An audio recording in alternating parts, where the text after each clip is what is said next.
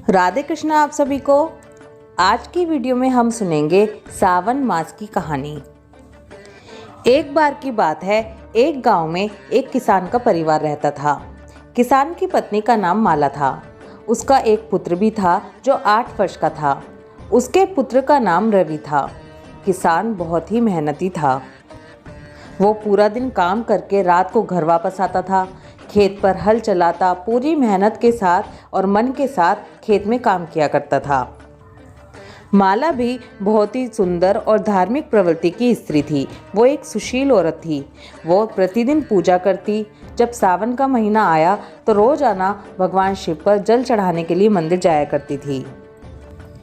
एक बार की बात है कि माला के पति की तबीयत बहुत ज़्यादा खराब हो गई। माला के पति की तबीयत इतने दिनों तक खराब रहने की वजह से उनकी आर्थिक स्थिति भी बहुत खराब होने लगी।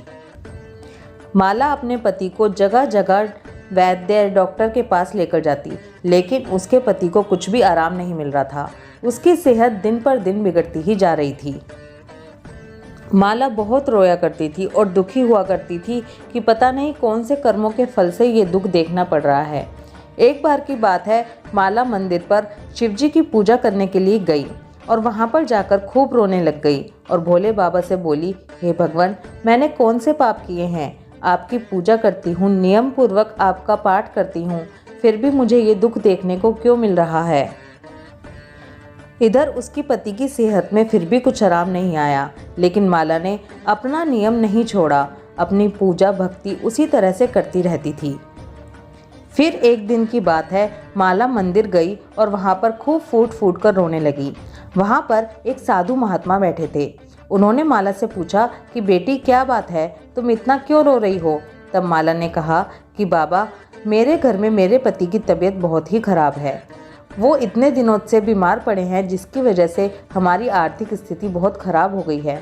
मेरा एक बेटा भी है जो केवल 8 वर्ष का है। उसकी हालत भी भूखे रह रहकर बेकार होती जा रही है। माला की बात सुनकर साधु महात्मा कुछ देर के लिए आंखें बंद करते हैं और फिर आंखें खोलकर माला से कहते हैं कि बेटी, तेरे भाग्य में पति या पुत्र केवल एक ही सुख है। अब ये तुझे निर्णय करना है कि तू किसे ठीक देखना चाहती है। अगर तू अपने पति को ठीक देखना चाहती है तो कल अपने पुत्र को लेकर मेरे पास आ जाना और तेरा पति ठीक हो जाएगा। इस पर माला कहती है, हे बाबा, आप कैसी बात कर रहे हैं? मैं उन दोनों में से किसी एक को कैसे चुन सकती हूँ? मेरे लिए मेरे पति और मेरा पुत्र दोनों ही बहुत ज़रूरी हैं। उनके बिना तो मेरा जीना असंभव है। इस पर साधु महात्मा कहते हैं कि लेकिन बेटी, तुम्हें तो ये निर्णय लेना ही होगा। तुम घर जाओ और सोच लो कि तुम्हें किसके साथ रहना है। माला रोती रोती घर आ गई। माला घर जाकर पूरा दिन सारे काम करती है, पूजा पाठ करती है, लेकिन उसके दिमाग में बस यही चलता रहता है कि मैं करूं तो क्या करूं। उसे सोचते सोचते रात हो जाती है। पूरा दिन ना उसने कुछ खाया ना पिया, बस रोने में और सोचने में ही पूरा दिन निकाल दिया।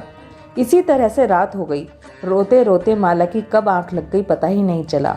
सुबह उठी तो फिर से वही ख्याल माला के दिमाग में आ गया, लेकिन तब माला ने सोचा कि मैंने अपना निश्चय कर लिया है।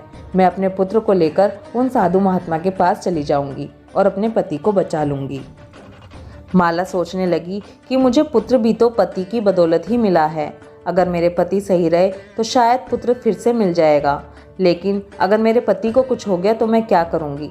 ये सोचकर माला अपने पुत्र को लेकर मंदिर पहुंच गई।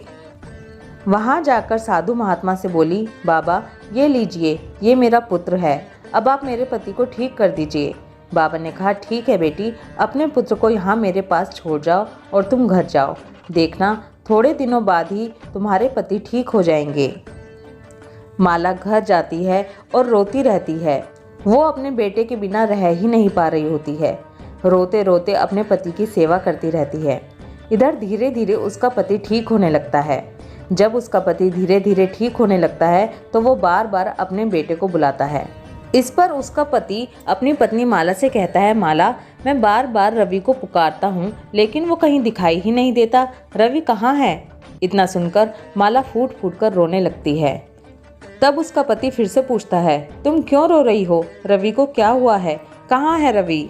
इतना सब सुनने के बाद माला उसे पूरी बात बता देती है।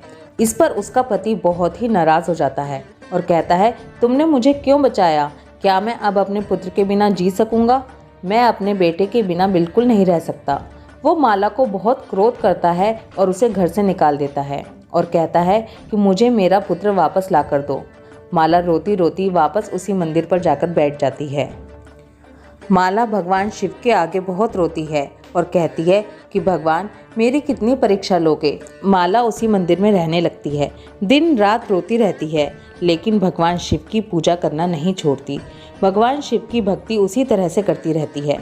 इधर अपने बेटे की याद में माला का पति और बीमार होने लगता है। एक दिन माला का पति बेहोश होकर गिर जाता है। तब पड़ोस की औरतें भागी भागी माला के पास आती हैं और उससे कहती हैं कि घर चलो, देखो तुम्हारे पति को कुछ हो गया है। माला भागी भागी घर आती है तो देखती है उसका पति बेहोश पड़ा है। तब माला रो रो कर भगवान शिव से प्रार्थना करती है, हे भगवान, ये मैंने क्या किया? मैं अपने पुत्र को तो खो बैठी हूँ, अब मेरे पति की रक्षा कीजिए। हे भोलेनाथ, आप ही हैं जो सब कुछ कर सकते हैं, मुझे आप पर पूरा विश्वास है। माला रो ही रही होती है कि वही साधु महात्मा फिर से उसके घर पर आते हैं।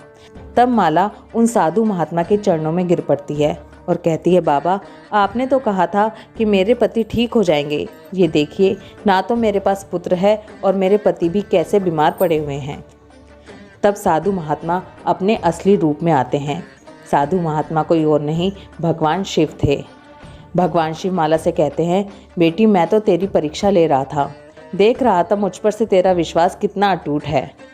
तभी भगवान शिव उसके बेटे को उसे सौंप देते हैं। माला का पति भी बिल्कुल ठीक हो जाता है। अब पूरा परिवार मिलकर भगवान भोलेनाथ के जयकारे लगाता है। तीनों मिलकर भगवान शिव की भक्ति करते हैं और खुशी खुशी रहने लगते हैं। हे भगवान शिव, जैसे आपने माला पर अपनी कृपा बरसाई, ऐसे ही कहानी कहते सुनते हुंकारा भरते सभी पर अपनी कृपा बरसाना। बोलो शिव शंकर भगवान की जय, माता पार्वती की जय। राधे कृष्णा।